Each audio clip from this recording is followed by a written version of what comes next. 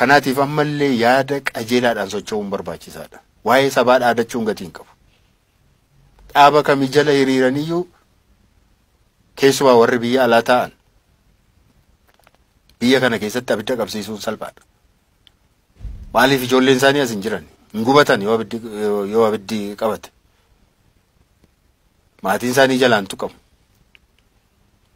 Kompiitara isaanii irra jiru isaan. Ijoolleen isaanii mana barumsaa jiru. Ofii isaaniiti iddoo rakkoon hin jirre jiru.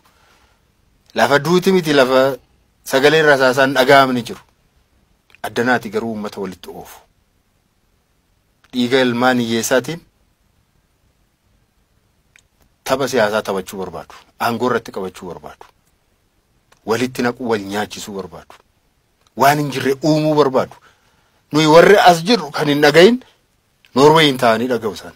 Iddoo biraa ta'anii dhaga'u. Kanaatiif olola namoonni akkasii oofan Oromoon irraa of eeggachuu qaba. Namni du'eera taanaan hin du'ee jennee himna nuti. Kana wanti jiru.